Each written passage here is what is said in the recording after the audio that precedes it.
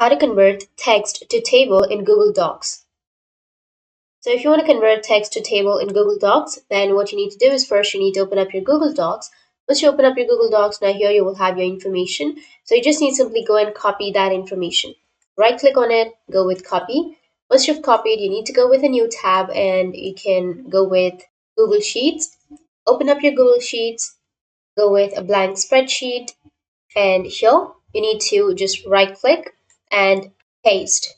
Once you've pasted here on the bottom right, you will have this drop down arrow. Just go with it and then go with split text to columns and detect automatically.